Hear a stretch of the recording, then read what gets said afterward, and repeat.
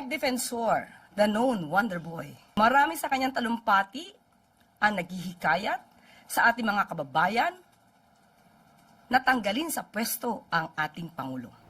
Kung ang nais po ng dating Pangulong Duterte ay hindi magpakita sa taong bayan, kanya pong desisyon yan.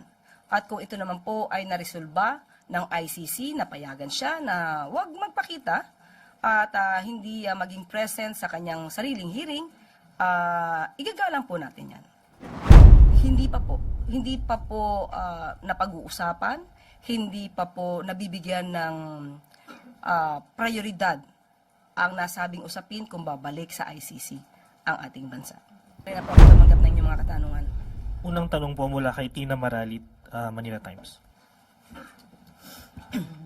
Good afternoon, Yusek.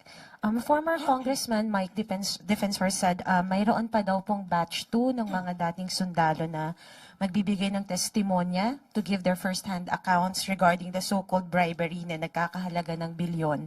Pero sabi niya po, may mga kumikilos din daw po na para pigilan sila sa nagawin ito. What is the palace's reaction or comment on this? Mike Defensor, the known Wonder Boy. Marami sa kanyang talumpati ang naghihikayat sa ating mga kababayan na tanggalin sa pwesto ang ating Pangulo. Alam na natin ang motibo. Mike Defensor again, Ador Mawanay 2.0. Kilala ang salitang mawanay dahil sa pamimilit di umano sa kanya na gumawa ng peking salaysay. Meron tayong impormasyon na isang tao sa administrasyon dati ni GMA na isang operator na ang trabaho lamang ay to muddle the issues. Pag ang taong ito ay kasama sa isang issue, something is fishy. Follow-up lang po. With that said, do you see this as a way of diverting the attention sa nangyayari ngayon sa ICC, given na isa po sa mga naging paratang ay ang sinasabing panunuhol daw po sa ICC investigators?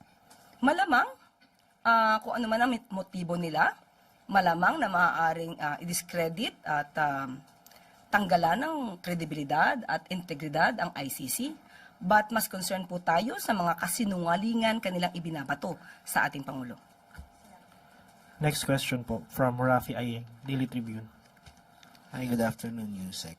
Naglabas po ang National Union Party ng statement na sinasabing hindi sila boboto pabor sa impeachment ni VP Sara unless may compelling new evidence emerges during the hearings.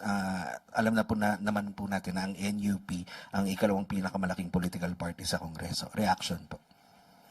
Decision po nila yan. May kalayaan po sila mag-decide.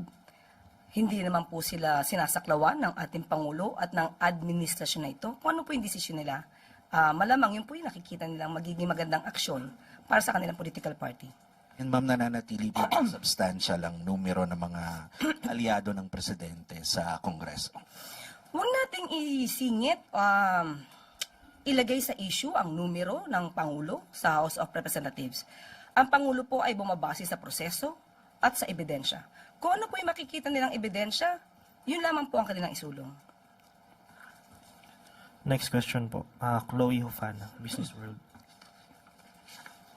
Good afternoon po, Yusek. Does the President support the DBM's proposal to cap unprogrammed appropriations at 3% of the national budget?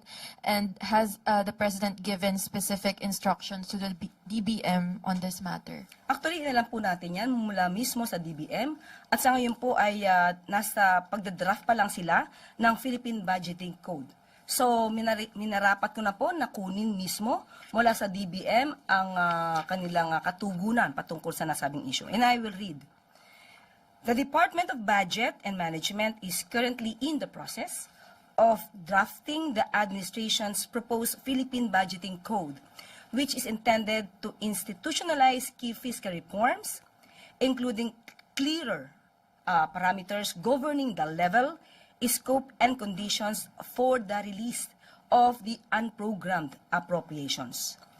A central policy intention under the proposed reform is to ensure that unprogrammed appropriations are confined to a limited and clearly defined purpose, thereby preventing its use as a broad or discretionary funding mechanism and enforcing fiscal discipline.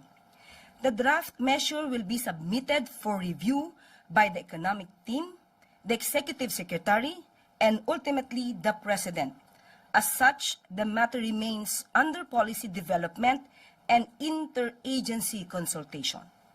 As a matter of fiscal policy direction, the DBM's position is to adopt a more prudent and disciplined approach by setting the level of unprogrammed appropriations at a rate level, or rather rate lower than 5% of the total national budget based on historical data and fiscal trends.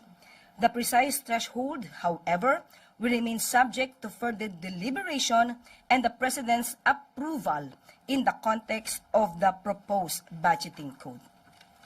Thank you. Yusek, follow-up lang. Nabanggit niyo po re-reviewin ng economic team. May timeline na po dito. Kapag po na ibigay na po itong draft at sa ating pagkakaalam, sinabi po ng DBM ay minamadali po nila ito. And yung rate lower than 5%, the President supports this. Yes. Thank you po. Susunod na tanong po, Maricel Halili, TV5. Good afternoon. Yusek, the ICC has granted the request of former President Rodrigo Duterte to skip the detention hearing on Friday. From the point of view of Palas, gaano po kaimportante yung presensya ng dating Pangulo sa mga pagdinig na gaya nito? Ang Pangulo po kasi at ang administrasyon na ito ay hindi po makikialam sa nasabing hearing. Kung ang nais po ng dating Pangulong Duterte ay hindi magpakita sa taong bayan, kanya pong desisyon yan. At kung ito naman po ay naresolba ng ICC, napayagan siya na huwag magpakita at hindi maging present sa kanyang sariling hearing, igagalang po natin yan. May kaugnay na tanong po si Ivy Reyes, bilyonaryo. I see. USEC, Malacanang has been actively calling for accountability and transparency, but until now, there's still no news if the government's eyeing a return to the Rome Statute. Ano pong update dito? At kung may reservations po ang administrasyon, ano po yun? Sa ngayon, hindi po natin nakausap ang Pangulo patungkol sa ICC, sorry. Tungkol sa ICC. Ang huli namin na pag-usapan dyan, siguro mga months ago, hindi pa po napag-uusapan, hindi pa po nabibigyan ng prioridad ang nasabing usapin kung babalik sa ICC ang ating bansa. On another topic po, may update po ba sa appointment ni Secretary Lotilla? Sa ngayon po, mamaya bibigyan ko po kayo ng update at hindi pa po sa akin nabigay. Yung pinaka-latest po. Pero just like last time po, ganun pa rin po yung information niyo? Yes, wala pa rin po tayong update sa ngayon. Most probably, later, I will give you an update. Follow-up po, ICC, si Chonayu, DZRG. Yusek, quick follow-up lang doon. What are the factors that the President may consider of rejoining the ICC? I cannot give any categorical answer on that because he has not discussed anything about the rejoining the ICC. Maybe I will try to discuss this matter to the President this afternoon. Last question po, Ian Cruz, GMA. Hi, Yusek, good afternoon. Yusek, yung follow-up lang natin tungkol dun sa nangyari sa NLEX na binabanggit nga ni Secretary John Vic Remulla na kailangan mahinto yung paggamit ng 4 lanes pag nagko-convoy si Governor Fernando. Ano po ang update ng LTO dun sa kanilang investigasyon? Nagsalita na po kasi rito ang si Sec Dave patungkol po dyan at ang alam po natin ay nag-iimbestiga po ang LTO. Most probably, mas maganda pong maitanong to mismo sa LTO. Ma'am, may binanggit din si Montulfo, yung columnist po natin, na sinasabi po niya na kaya daw hindi nakakalabas si Governor Fernando ay binugbog daw ito ng mataas na opisyal. Pero definitely, hindi daw po ito ang Pangulo o mga member ng Presidential Security Group. Ano po ang inyong impormasyon ukol dyan? Wala po tayong impormasyon dyan.